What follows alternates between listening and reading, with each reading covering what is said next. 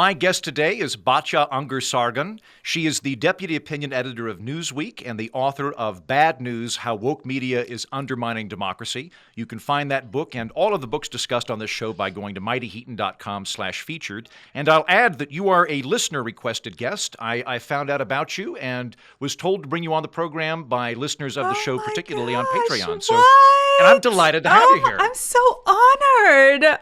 Wow. I'm thank you, listeners. I think that's a first for me. I feel so humbled. Well, and I'll add we've already gone through our love fest off camera, but I've been listening to your interviews with other people in preparation to talking to you. I am smitten. I am so excited to talk to you. I think that you are a wonderful representative of somebody who both has a unique and different take on the political landscape, which is inherently fascinating. But more to the point, I think you're just a really nice person who engages in good faith arguments with people. Like I've listened to you talk to wildly different viewpoints than you have, and you guys always have a fun time. So I hope you become president of the media. And you become the standard bearer of journalism. Well, it's very cynical on my part because I believe that you can't change people's minds with information. Like, I don't think people change their minds based on like data and information. I think they only change their minds based on like meeting people who they respect and admire, who they disagree with. So I feel like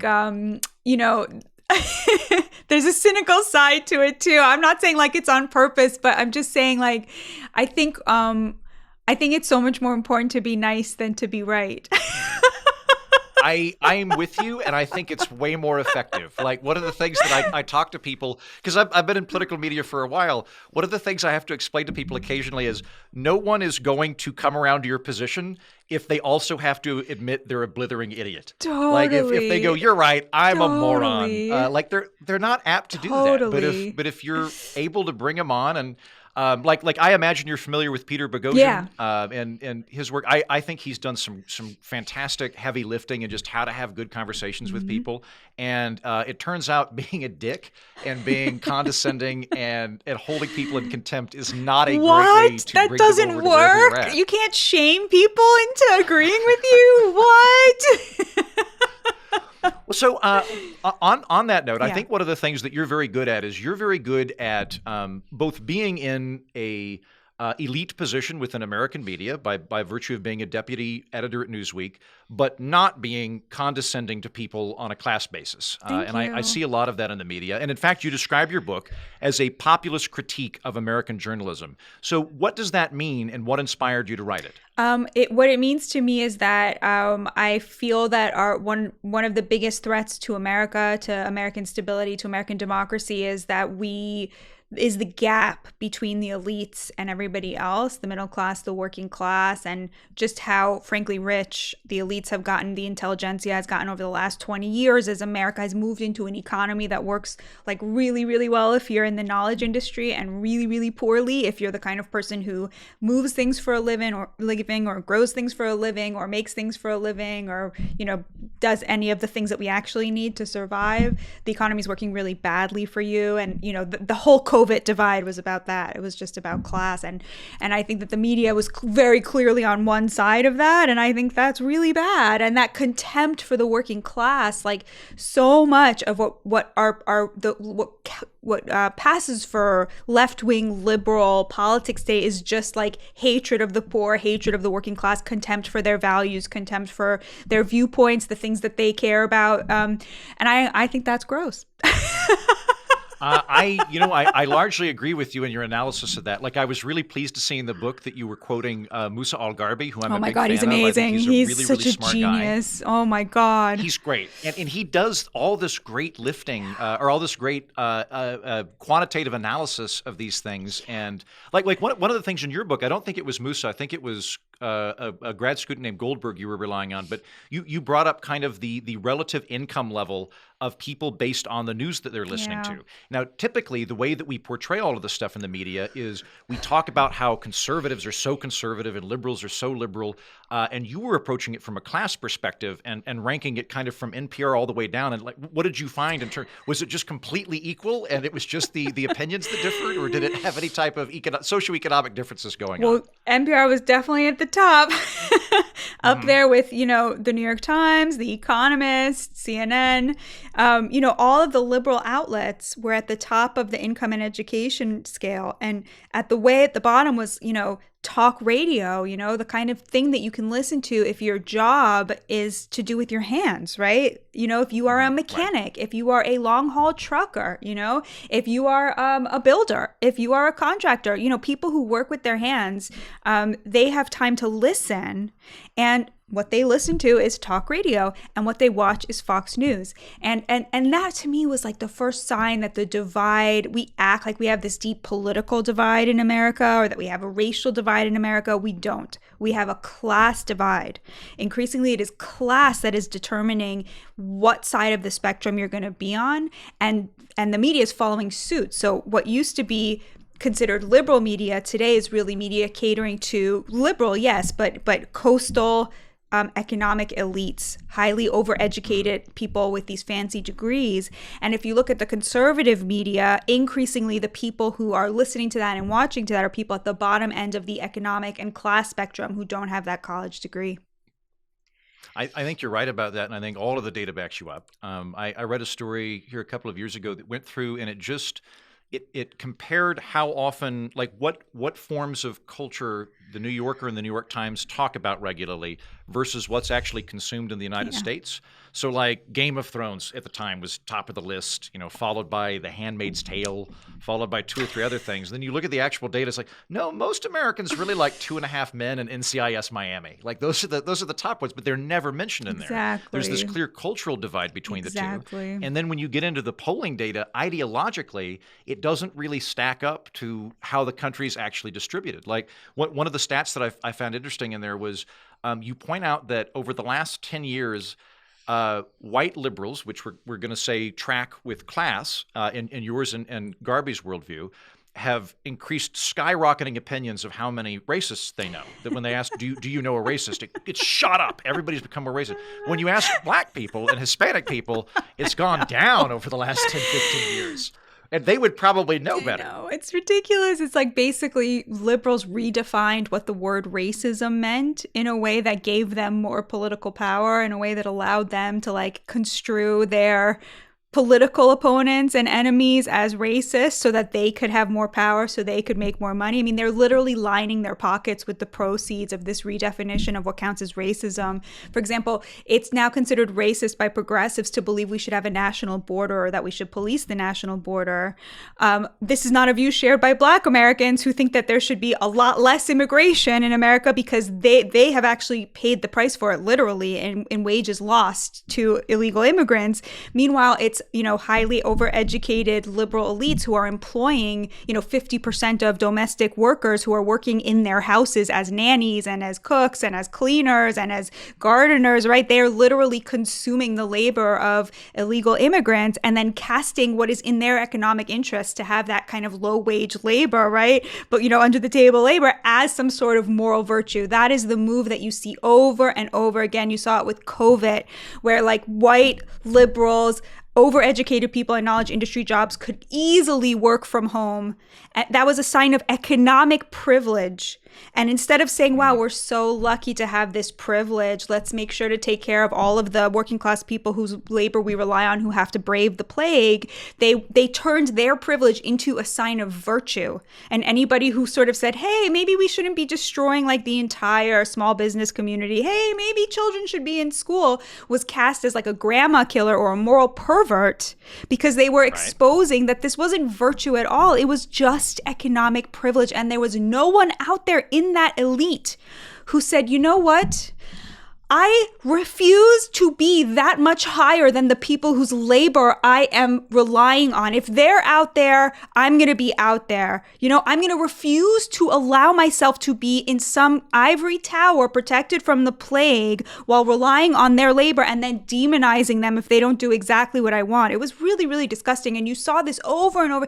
You see it all the time. Defund the police, you know?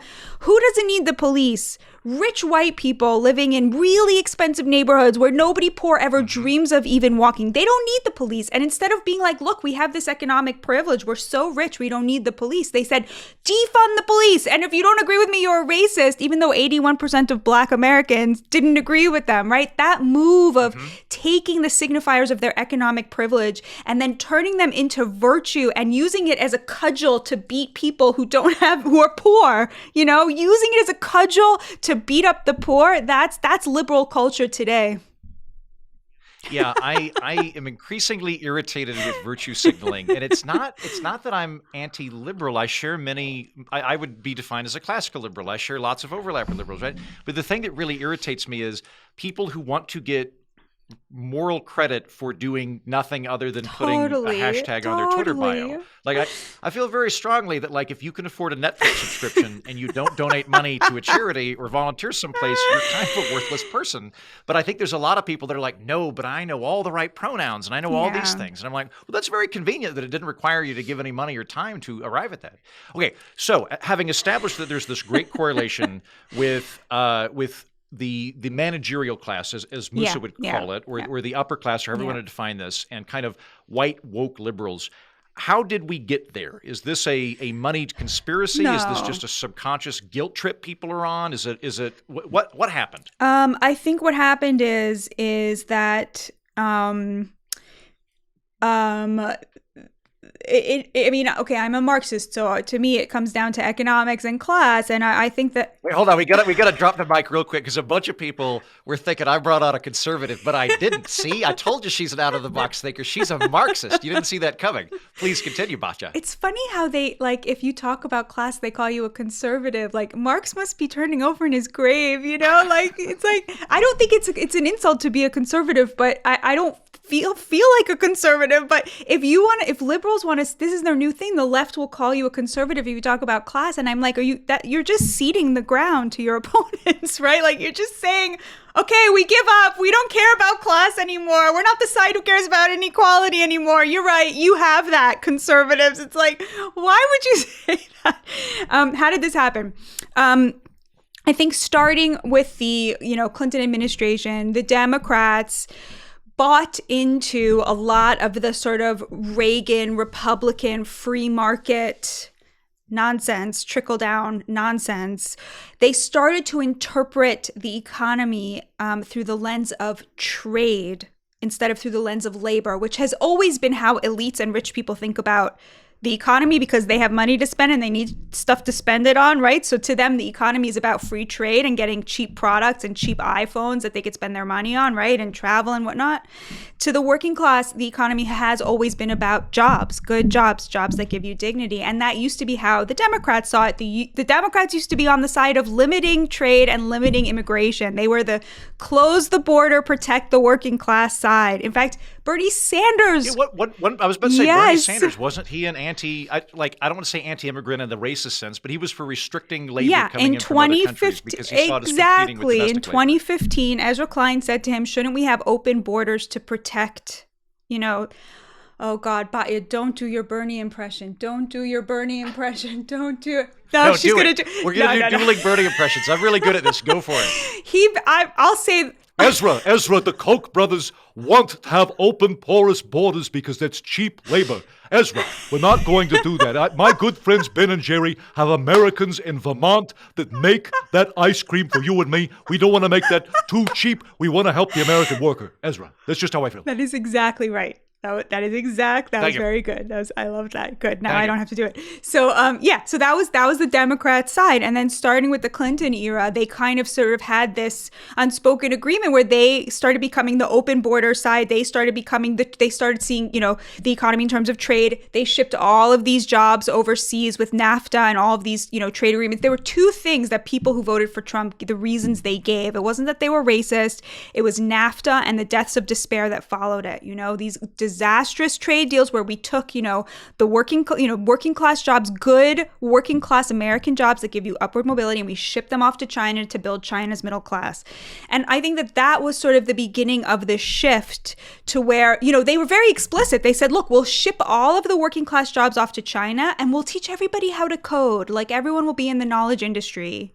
Remember that? Like teach them how to code. And so at that, so working class jobs, the wages stagnated and then started to fall as they stopped valuing them as a key component of the American economy. And meanwhile, knowledge industry jobs started to make more and more money. 20 years ago, journalists did not make a lot of money. It was already a high status job. It had stopped being a working class job, but they weren't rich. Today they're rich. They're in the elites, just like college professors. The liberals who are supposed to be, the lefties who are supposed to be on the side of decrying economic inequality, they became the people who were benefiting from it. And I argue in the book that the woke revolution is a distraction from the ways in which lefty liberals who were supposed to be the ones decrying economic inequality have started to benefit from it. And so they needed another scene to put the inequality on, and they chose race. That's the argument of the book. Right. And I agree with a lot of it. I mean, for the record, just so I'm not snookering you, I'm probably more on the Koch brothers. Right, you're a libertarian. Yeah. Right, so I'm kind of going like, I'm sitting in a blazer after my trip to Mexico, and when she's like talking about trade, I'm like, I should buy tungsten. Now that we've got a global thing going, I should get a warehouse with tungsten in it. So I'm on that side of it. That said, though, I do think that approaching this from a class perspective actually is a much better way of looking at American politics than what I've hitherto done the last decade of my life, which is to look at it ideologically, because the ideology, first of all, doesn't map out totally according to how the electoral votes are happen. It does tend to track better with the socioeconomic status, and like the people that are in journalism, particularly that are in corporate media and in legacy and establishment media, those are jobs that pay pretty well, that are high status in our culture, and reflect people that are oftentimes living in a bubble. Actually, I'll ask you about that in terms.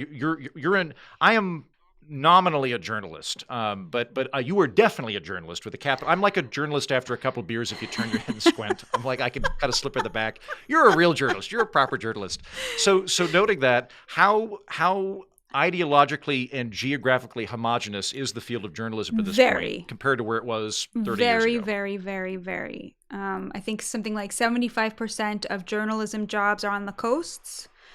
So in the sort of, the New York City, DC, or like, San Diego, San Francisco, the Acela corridor, Seattle, like on like in basically these liberal bastions. A Politico study found that if you're a working journalist today, then it came out in 2017. So in the 2016 election, if you were a working journalist, odds are not just that you live in a pro-Clinton county, but that you live in a like Clinton plus 20 county, like the most pro-Clinton counties in America. Like journalists just you've got like a Rodham tattoo on your back. Exactly. Like they just don't know anybody working class. They don't know anybody poor, and they don't know anybody who's a conservative. 96% of journalists who donated to a politician in 2016 donated to a Democrat, donated to Hillary Clinton. Like 96%. Like this is not. It's just become completely homogenous. It's like Fox News and then everybody else. So it's really nuts. And you saw this with. Go ahead. Well, I was going to say, I think you're very much right about the being out of touch with working class people. Yeah. Like one of the things I noticed when I was living in New York in a socioeconomic bubble, because I'm hanging out with people that take improv lessons, and like no one that's really tight on money is asking people to teach them how to pretend to be a beaver with other adults. That's a very frivolous activity, right? So we're living in this bubble. And like, if you were to bring up like NASCAR or Walmart, like people hate those things. And it's Exactly. like, right, you just really disdain what you view as dirty, stupid poor people. Exactly. Like you've got a lot of contempt for people that you see as like stupid hillbillies. exactly And it's right. like, right, maybe that's why they hate you. Yep, that's exactly right. It's like they hate them, and the journalists hate them and have disdain for Middle America, and then expect them to listen to everything they tell them to do. Like it's kind of crazy. Yeah. Yeah. Like on that note, then, like I get the impression that you don't think that Fox is doing so well because it's made everybody a conservative, but rather that it just scooped up all of the working class people that were not being catered to by the folks talking about Game of Thrones. Is that about right? I mean, in fact, we know now, I didn't know this at the time of writing the book, but turned out I was correct. We found out recently that Fox News is now getting more Democratic viewers than MSNBC and CNN combined. And it's not old people, it's people in the most desirable demographic, the 18 to 45 demographic, which is known as the demo. Really? Guess what the number one show across all cable news is among Democratic viewers? You'll never guess. Up until you primed me, I would have said either Anderson Cooper or The Daily Show. Okay. Or maybe Colbert, right? But now I'm thinking Tucker Yes, Carlson. Tucker Carlson Wait. Yeah, I promise. You just Yeah, blew I know. my mind. It's So mind-blowing, Tucker yeah. Carlson. Tucker Carlson's the most watched show among Yes. Democrats? Wow. Okay. And do we know, are these Democrats that are watching it to spy on the enemy, or are these working class Democrats that relate more to him So than to just like Anderson Cooper, who's of Anderson? Just like you need a lot of money to ask somebody to teach you how to be a beaver, you need a lot of money to have the amount of time to just sit around and hate watch something. That's not why they're watching Tucker Carlson. They're watching him because he is the only cable news host who talks about class every single day. Every day, his monologue is about the gap between the working class and the elites. And we know that over the last 10 years, CNN has just squandered 50% of its working class audience because it got woke. And wokeness is about class hatred of the working class. And where did they go? They went to Fox. I mean, it's not a mystery. These are working class liberals. Yeah. And again, the data all checks out on that. One of the most stark ones is the Latinx or Latinx, where it's I think it's 5%. So it's of 3%. Latino people I know. use the 3%, which means I'm not great at math, but that would mean 97% I don't know. use it.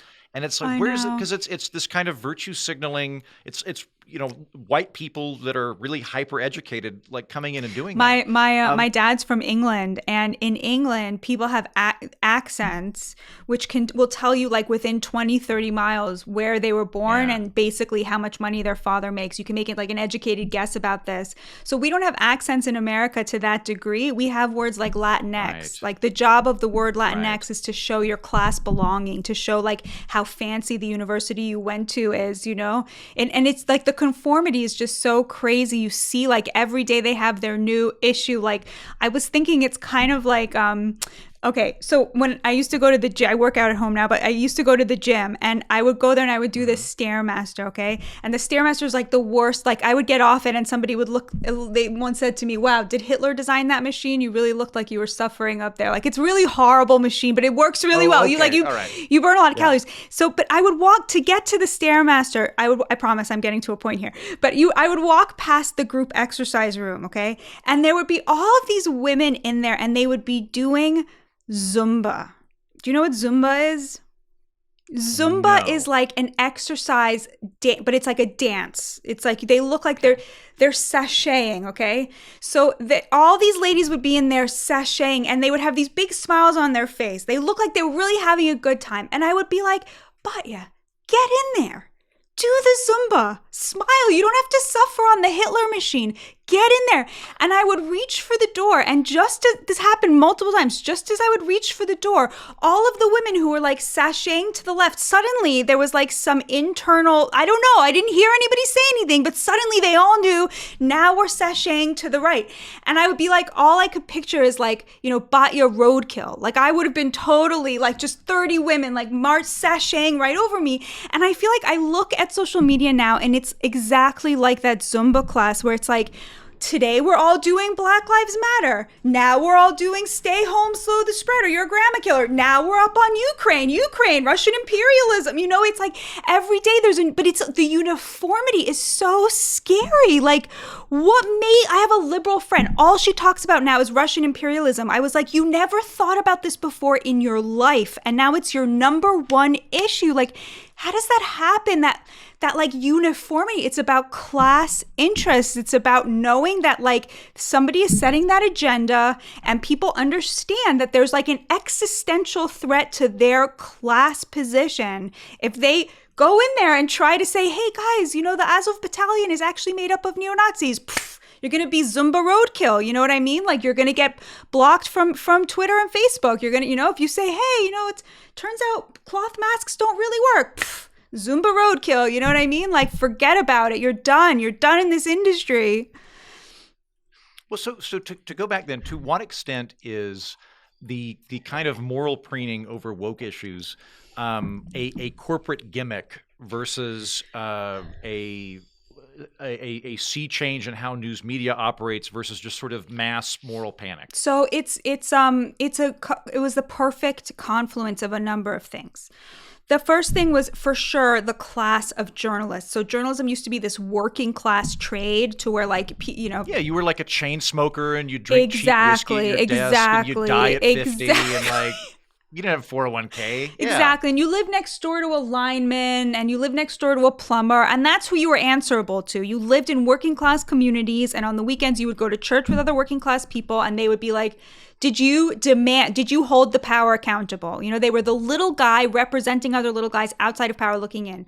Today, journalists all come from the same class that politicians and billionaires and, you know, Davos people come from. Like, they ski at the same resorts. Their kids all go to school with the same, you know, the children of the politicians that they're supposed to be objectively covering. They're from that elite class. They're from that caste. They all go to the same fancy universities. And so instead of seeing themselves as outside of power looking in, I mean, they still are under the illusion that they are, but really they today see themselves as like the protectors of the powerful and the protectors of power. Like, just try saying something mean about AOC online and you'll see exactly what happens. Like, all of these journalists will rush in to defend a politician. Like, you never heard of such a thing. Like, what are you talking about? But no, it's like that. So they're in that class. So that was the first thing that happened. They became part of this overeducated caste that is, you know, on the side of power, benefiting from economic inequality, and goes to these fancy universities where they teach them critical race theory and that the real divide is racial. And they're totally bought into that whole worldview. But of course, if they were working for people who didn't want them to do that, they wouldn't be doing it. The problem is that the corporate interests, the business interests, with the shift from print media to digital media, shifted from trying to get the widest swath of Americans reading you to wanting to get the most engagement. Engagement became the measure of digital media. And we know that the most engaged viewers and readers are always the most extreme. So if the New York Times used to try to get like as many people from across the nation reading its pages, and the mark of its success was how many Republicans it could get despite being a liberal paper, today 91% of New York Times readers are Democrats. It had to work very hard to squander its legacy to get there. But the reason is because they are no longer catering to America. They're catering to the most extreme people on the left, right? That's who they live in fear of.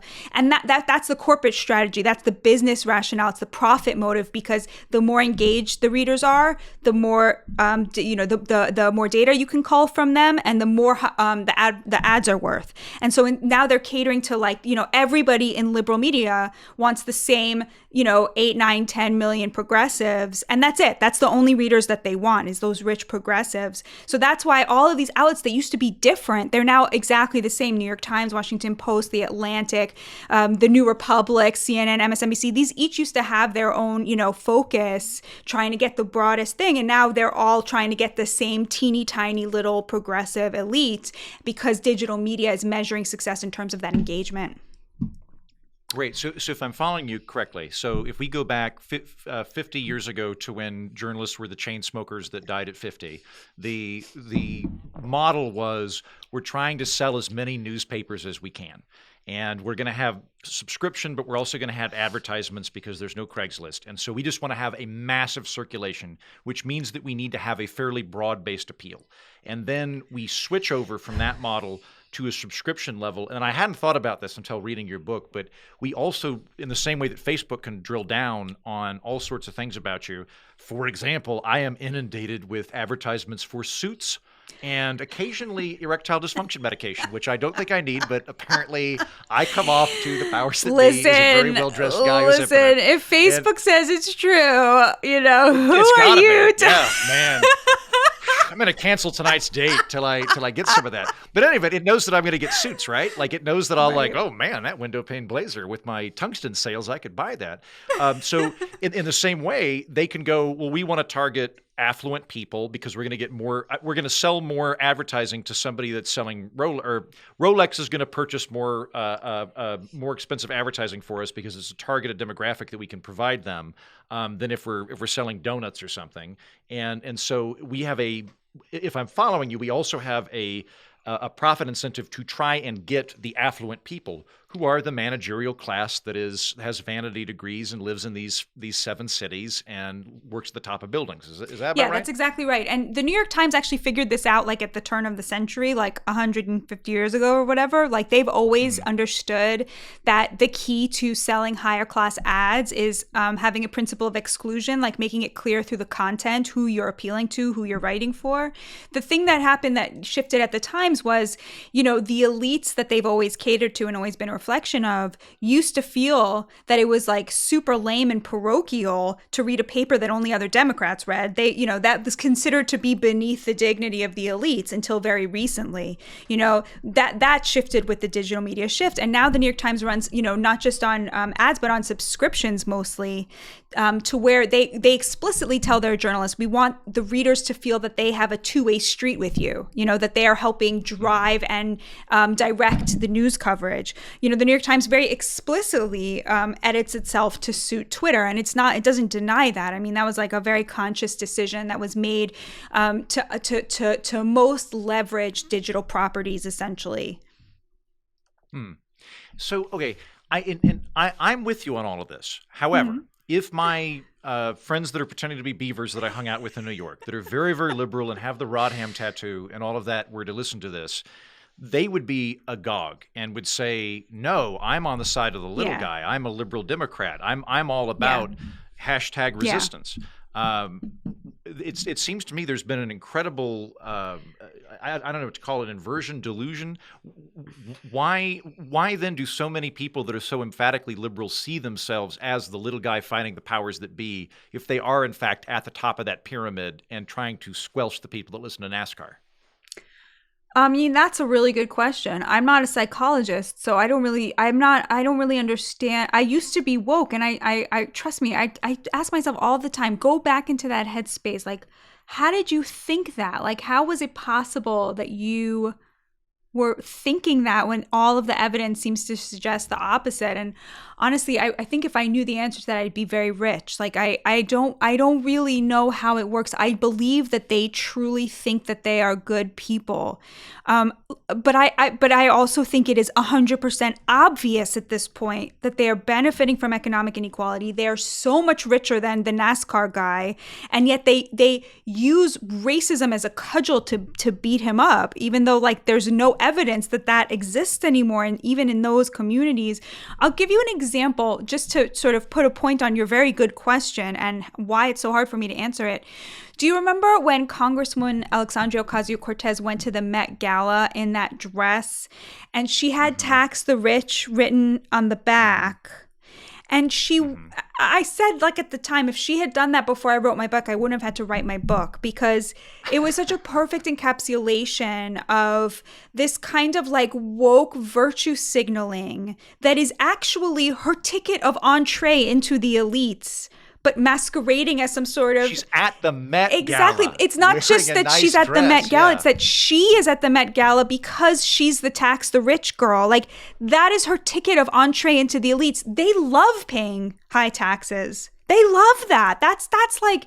that's not like anathema to rich liberals. That's their bread and butter. It's like, yeah, they're so rich. They're like, just tell us what tax bracket to pay. We're happy to pay it. I mean, because they do have economic guilt. They do know that they're much richer than everybody else.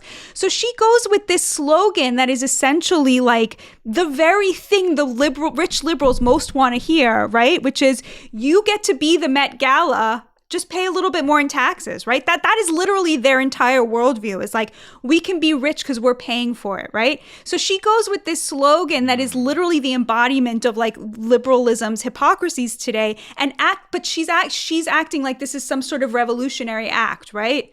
When the truth is that it's the Republicans who are never invited to the Met Gala, who would never be, right? It's the people who say like, no more taxes, right? They would never get an invitation to the Met Gala, right? So it was like this perfect encapsulation of like, the woke posturing, acting like it's revolutionary when actually what it is a defense of the status quo, right? And I was like, oh, this is literally what my whole book is about, how wokeness is a defense of the economic status quo and lets rich lefties off the hook for the fact that they are perpetuating inequality.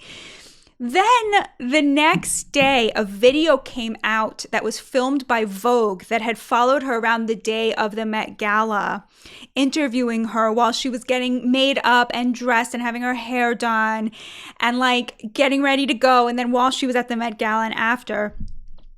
And in the video, you could see how sincere she was and how much she believed that like she was this vanguard of like this working class girl who's like not just made it but gonna give it to the rich and force them to and like that sincerity in her face, like she had no idea what was coming, like that she was going to be like totally eviscerated by both sides, right? By the left and the right. The left being like, what are you doing at the epicenter of like conspicuous consumption? And the right being like socialism, on full display, right? At the Met Gala.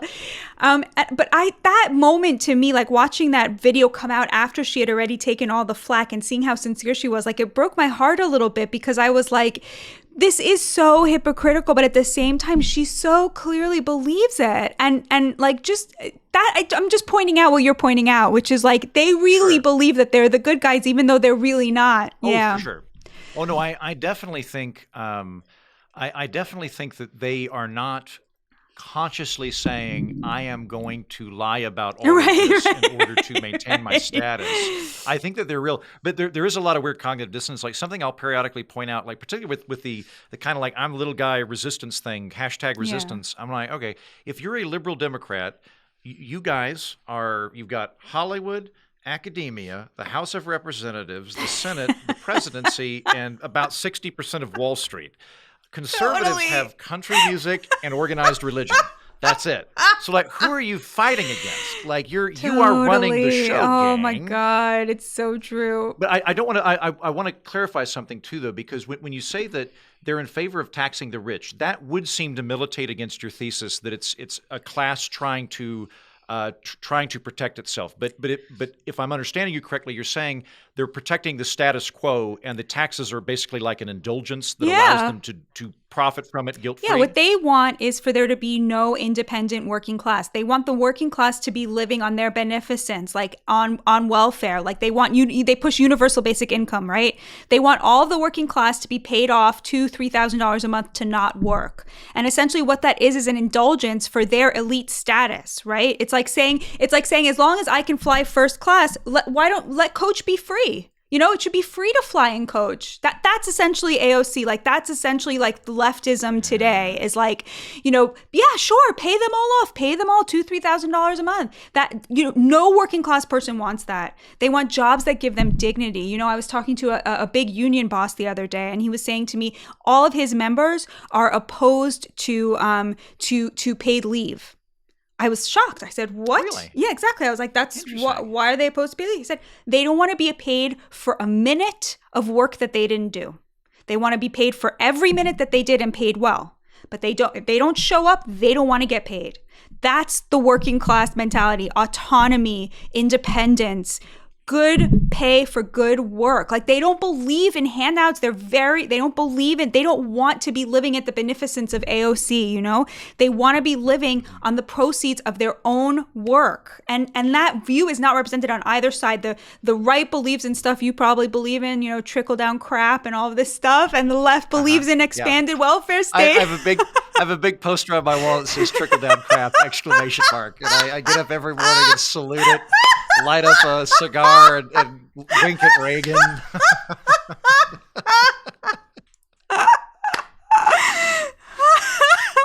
Yeah, all true. Okay, so sorry, I got completely side-railed by how much fun we're having. So there is this deviation between the working class and the liberal line and UBI and all of that. Let's go back to race for a minute.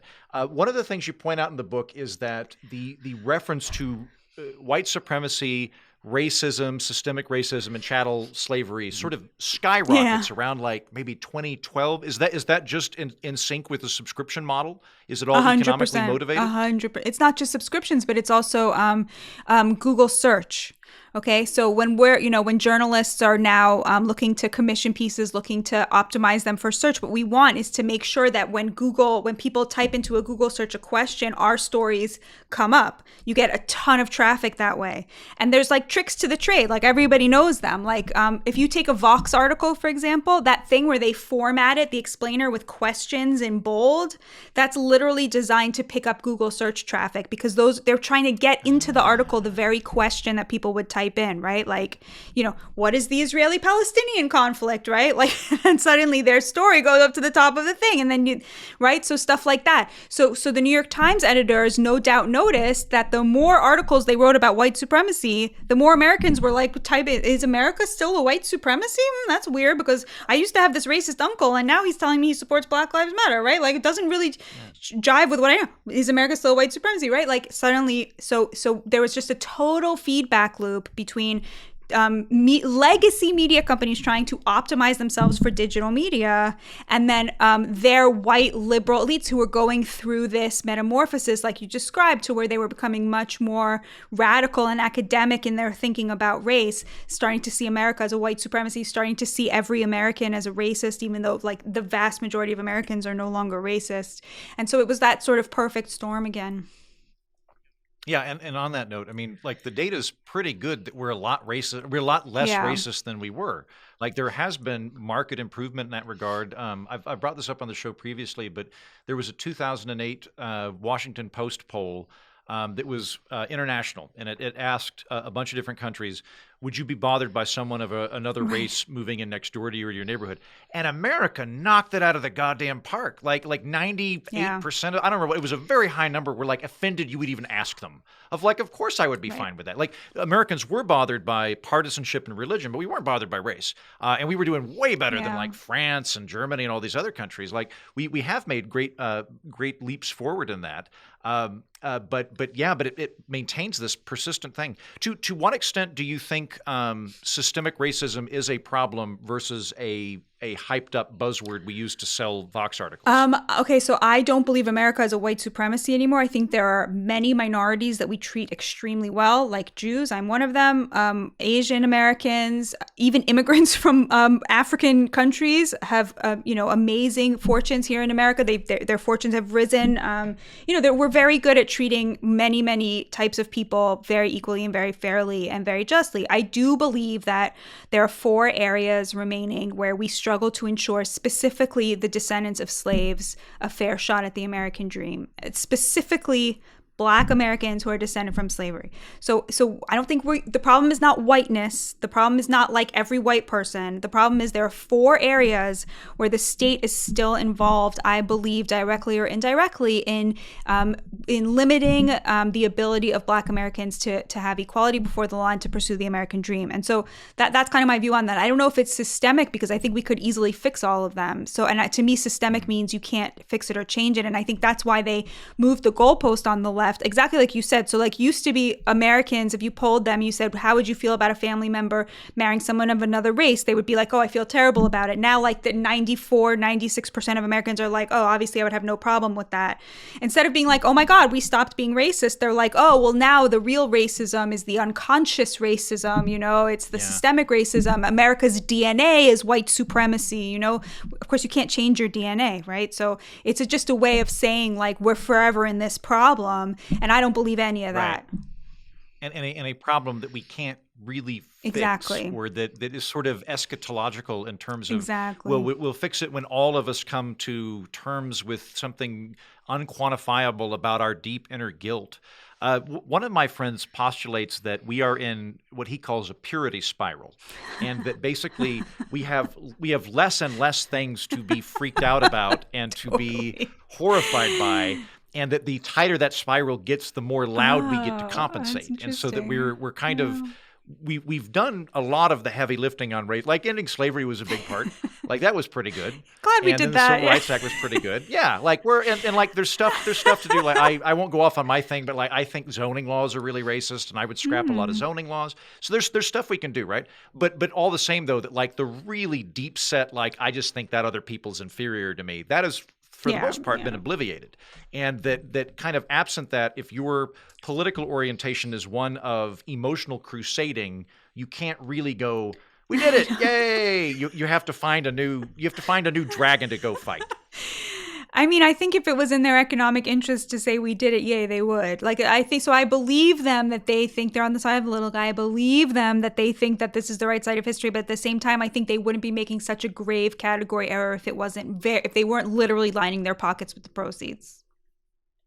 Okay, so on that note, if the New York Times calls and they say, we listened to the political orphanage, we think Batya's great, we're going to make her the head of the New York Times, and we give her free reign, we can't fire her for 10 years, she can do whatever she wants.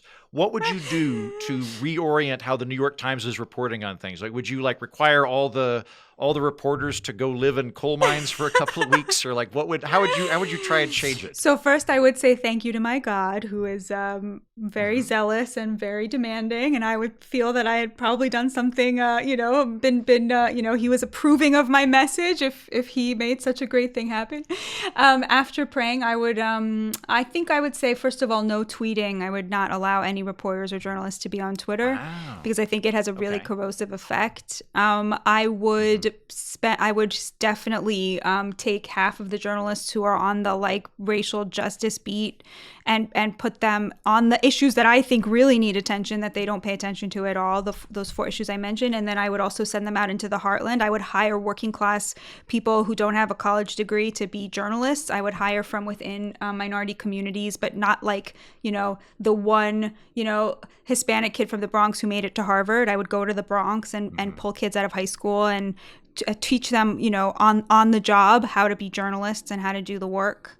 I would reorient away from the model that's based on giving rich lefties what they want, and try to reclaim some of the lost valor of being a paper that represents all sides and all Americans. And mostly I think that I'd start there. I like all these things. Modest. When we have a vote for New York Times editor, I'm on Team Batya. I'm all in favor of this. I think that'd be great. And I do again, one of the things you point out in the book that is worth bringing up is that middle of the country thing. Most of my relatives, we're very good about not discussing politics at Thanksgiving in my family, but I would guess most of my relatives voted for Trump. And when I was watching them on Facebook back in 2016, the only political commentary they had was how irritated they were with how the coasts portrayed them. The only thing I kept seeing was please quit, or they wouldn't say please. These people are talking to us like we're a bunch of bigoted hillbillies. Totally. Which, oddly enough, shut the fuck up, hillbilly, and eat your vegetables was not a great sales pitch for Middle America. And so the New York Times would perhaps make some inroads in Middle America if you were at the number one question I would ask each applicant is, do you like cruise ships? And if they said, no, they're disgusting, I'd be like, you're out. Forget about it. Yeah. That do you get much blowback from your peers in media? I mean, as you point out, journalists are overwhelmingly liberal. So, like, are you castigated? Are they going on Slack and putting an axe next to you over at Newsweek, or like did you like find the biggest baddest journalist the first day you worked there and beat them up to get respect, like in the prison yard? Now they don't mess with you. Like, kind of how are you going? Okay, so the place they're mostly mean is on Twitter, but I don't take Twitter very seriously. And I also,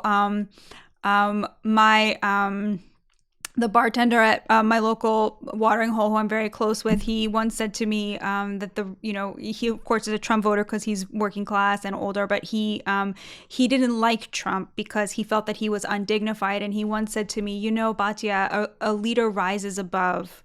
So I try really hard not to brawl, and I think that has served me well. Like they really love when you like kind of, so when they attack me, I kind of just ignore it. I mean, I try my best to be like, I wonder if they have a point. Like, did I get this wrong? Like, I really consider it, and I try to think like, well, the meanness is not about me, it's about them. But honestly, I have to say, like, I think a lot of people agree with me. I've gotten private messages. I've gotten more public messages. The book has been taken as I intended it, which is a left-wing populist critique of like liberalism and the woke movement. And I think a lot of people are on board with that. And so, of course, there's people like the most common thing that they attack me with is being a conservative. But, like I said, that's actually, I don't think that's one of those Marxist conservatives. I know. Jewish Marxist conservatives you read about, like the governor of Texas.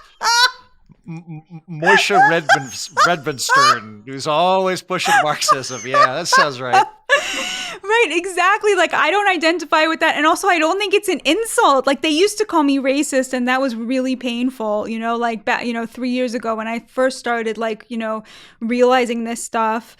And that's very hard. And because, you have friends, and it's awful, like, for them to see that. I mean, obviously, my friends know that I'm not, but it's, that's very hard to, and then always asking myself, are they right? Is this like actually a racist view? Like, how would I know? Like, developing an ability to really question those things and ask yourself those things. But in general, I've been really blessed. Like, it was very bad in the beginning, and then it sort of, I think I'm actually too small potatoes. Like, I think mostly I fly under the radar a little bit. That's been my strategy, has been to try and be as irrelevant as possible. No one's coming after me. But I think that's laudable, though. Like, I think everybody that has a firm political opinion, particularly when it comes to economics, you should have a moment occasionally where you go, Am I the bad guy here? Like I should have that moment periodically where I'm drinking my snifter of coal mining orphan tears and sitting on my pile of tungsten wearing my evening tuxedo and go, wait a minute, am I the bad guy? No, it's the children. The children are wrong. But you do need to have that. So I applaud you for having those moments. No, I do. Look, my husband is a libertarian. He's on your side of things. Oh, so really? we fight about this all the time. Not fight, but we argue about it. He'll sit there and he'll beg me. He'll be like, please don't say trickle down nonsense. Just think about it. Well, please don't say that. And we really get into it because he's from the former Soviet Union, and so we're he's very libertarian and I'm very Marxist. Okay. And so we argue about it a lot, which helps a lot to clarify your position. I always say about libertarians, like, they're wrong about everything, but they win all the arguments because they're really good at arguing. And so, like, it's a weird position to be like, well, I'm losing this argument, but I still think I'm right. You have to, like, really clarify, like, where you get logical fallacies. Well, we've got a spreadsheet and a chart and everything. But tell you what, find me, like, a fellow hot Jewish Marxist here in Austin, Texas. I'll marry her, and then we'll form this badass power couple. And then, like, you can we'll vacation as families and stuff. It'll be great. We'll have a blast. Deal. Challenge accepted. Okay. Great, good. You're on it. You're now going to matchmake for me, and then I won't become a Marxist. I will become Jewish. I'm willing to do that. So like happy to come aboard. Before I take off, for the other people drinking snifters of brandy and enjoying their ill-gotten tungsten caches at the expense of the proletariat that listen to this program, Is there anything you'd like to tell them just in terms of things that might expand what they're looking at or expand how they're thinking as they move forward and consume media? You mean like what they should read? Well, basically, like if I'm going to be the stand-in for the fellow free marketeers and Reaganites and whatnot, is there anything that we're apt to have blind spots about that you think could just be something to keep in mind? Yeah. Okay. One of the things people often say to me, I'll say, Trump was a reflection of NAFTA and how it immiserated the working class. And they will always say to me, well, Trump didn't help the working class, which isn't true. He actually, the Wall Street Journal reported, of course, nobody wanted to report on this, but the Wall Street Journal reported that the bottom 25% of wage earners actually saw 4.5% increase under Trump. There were other signs, historic levels of black unemployment, just like a lot of signs that the work and the shift. Which might explain why more black people voted for him in 2016 and then I think he outpaced Romney too. He did outpace Romney. He absolutely did. I think he outpaced Romney with all ethnic groups except white people. Exactly. The only people Trump lost ground with between 2016 and 2020 were white men. This is the great, symbol of white supremacy, right? It's like the only people who are losing ground. But what I will frequently say to them is this. I believe that his policies did work, but even if they didn't, they were perceived to have worked by the working class. And something that I think libertarians would do well to recognize is you may have some system whereby you believe that the fortunes of the less fortunate are better, today than they have ever been, despite the fact that... That's my other poster. It says the rising tide lifts all boats.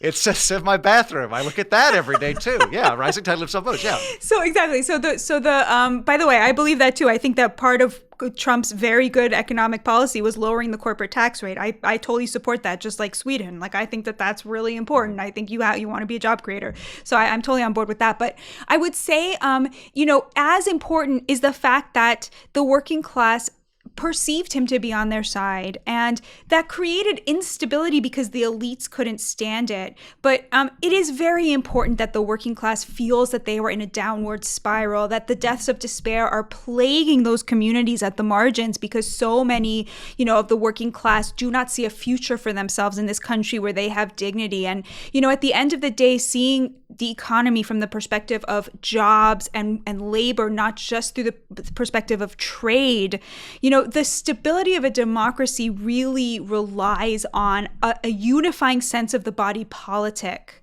And I think that is the thing that I find most lacking in the libertarian point of view. Even as I am losing arguments, I feel that, that is important, like a sense of the body politics, that we're in this together, some sort of unity or shared sense of what it means to be an American. And it's actually, I think it's not just immoral, but it's dangerous to abandon that. And I think that a worldview based on an economy that is seen only through the lens of trade, only through the lens of, free trade and things like that, it's too denuded of that thing where we're all responsible for each other. That's what I would leave you with. Sure. And I'll meet you halfway. I'll say that while I probably agree with your husband on whatever he's going to say about comparative advantage, just ask him about that. Say Heaton wanted me to ask you about comparative advantage. Just let him go. I agree with whatever he said, right? At the same time, I'll say I think libertarians and a lot of the free market people, we tend to be very rational and have a not prioritize emotion, and as a result, we are very dismissive of the feelings of other people. Even if the math is pretty good on our side, people might be terrified, and we're like, well, your fears and terrors don't make any sense. Look at my because chart. This graph that I'm looking at. Yeah, my graph proves your feelings are illegitimate. So just quit having those feelings. And it's like, well, the feelings are a thing. We have to be a little bit more aware of them. Oh my God, that explains a lot about my marriage, actually. Yeah. Tell your husband to call me, and I'll make a graph and be like, all right, now I'm looking here. The amount of back rubs you're giving is inversely correlated with the amount of times that she takes the dog. Or I don't know. I'll work something out. But between it, we're gonna make our couple pair up work once you find me a wife. We're gonna get through this together. So I'm looking forward to it. Well, I will end it on that note. Batya, it has been an absolute pleasure. It was really, really fun talking to you. Thank you so much. Thank you so much. It was so fun. Yes, good. Oh, I'm flattered. I'm floored. You are the author of Bad News, How Woke Media is Undermining Democracy, which I think you can get at all bookstores, on Amazon, or if you want to see other books that have been discussed on the program, go to mightyheaton.com/featured. You were active on Twitter, as you mentioned. Where can people follow you? I am at Ungar-Sargon. Ungar-Sargon, and then read Newsweek as well. And anything else you want to push? No, that's it. That's it. So, I'm going to give you if you ever have an argument with your husband where you just really want to light into him and you don't feel like it's appropriate, come back on the show and I will be a proxy. I am very happy to be like, you're delightful. You have a standing invitation. If you ever have that like and another thing moment and you want to come in and like lecture somebody, come on. You have an open invitation to come back on the show. Thank you so much. This was such a pleasure. Mm-hmm.